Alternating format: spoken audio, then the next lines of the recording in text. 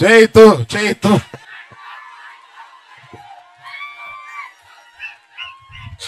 బాబు ఇవాళ మీరు అంటున్నారు, సంవత్సరన్నరగా నేను కూడా అంటున్నాను.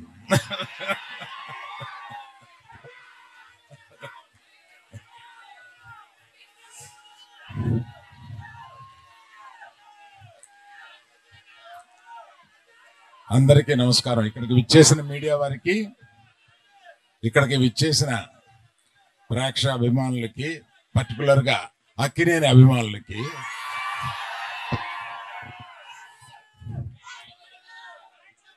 మేము చాలా కష్టపడి ఈ సినిమాని తీసాము. ఎంత కష్టపడినా ఫైనల్గా మీరు ఆదరించే స్థాయిలోనే మా ఆనందం ఉంటుంది.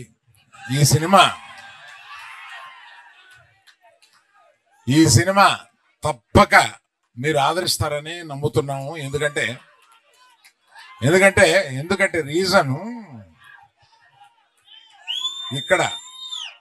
ఇక్కడ లేని వారి గురించి చెప్పి ఉన్నవారి గురించి చెప్తాను. ఇక్కడ చందు మొండేటి ఆయన ఇచ్చిన బేసిక్ కథని చాలా చక్కగా మార్చి అత్యద్భుతంగా మీ అందరికీ నచ్చేలాగా, మీరందరూ ఈ సినిమాలో చాలా ఆనందపడేలాగా, చాలా గుండెల్లోంచి మీకు హావభావాలు వచ్చేలాగా ఆయన తీశారు.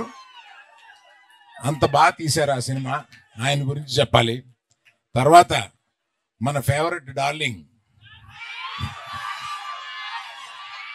సాయి పల్లవి గారు అద్భుతంగా నటించారు ఇందులో.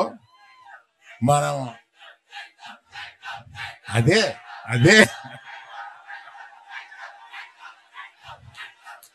సరే, మరి ఆయన గురించి చెప్పాలంటే మీరు ఆగాలి కదా. ఆయన ఏ సినిమాలోనూ ఇంతవరకు నటించని స్థాయిలో నటించారు.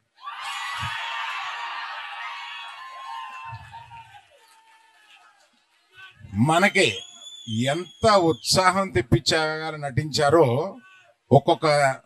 ఒక్కొక్క కొన్ని సీన్స్ లో ఆయన మన గుండె కరిగిపోయేలాగా కూడా నటించారు. సో అన్ని రసాలు ఈ సినిమాలో ఆయనకి ఉంది కనుక ఆయన తప్పనిసరిగా బెస్ట్ పర్ఫార్మెన్స్ లో ఈ సినిమాలో తీసుకొస్తారని చూసిన నేను చెప్తున్నాను.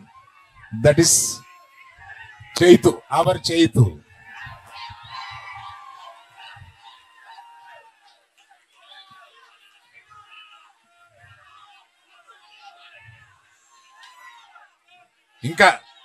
ఇంకా చాలా చాలా మాట్లాడాలని ఉంది, కానీ మాకు మర్చిపోయాను. ఆమె యాక్చువల్గా మాతో పాటు బయలుదేరి రావాల్సిన ఆమె కళ్ళు తిరిగి డాక్టర్ దగ్గర చూపించుకుంటే నువ్వు ప్రయాణం చేయడం కరెక్ట్ కాదమ్మా అని అన్నందువల్ల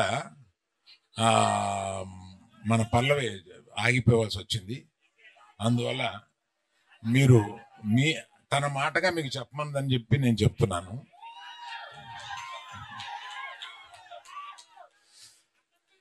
అందరిది చెప్పినా ఈ సినిమాకి ఇంత ఉత్సాహం రావడానికి కారణం మ్యూజిక్.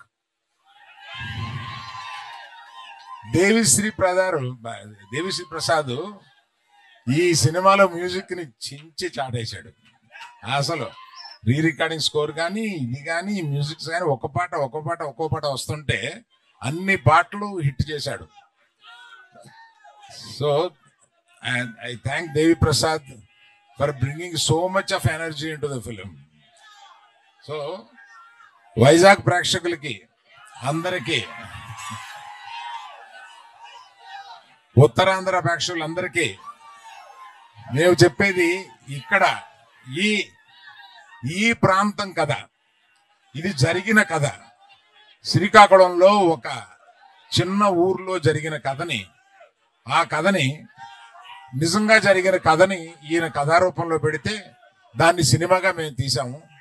తప్పక 7వ తారీఖున సినిమా చూసి మీరందరూ చాలా ఆనందపడతారని నేను వెయిట్ చేస్తున్నాను. Thank you.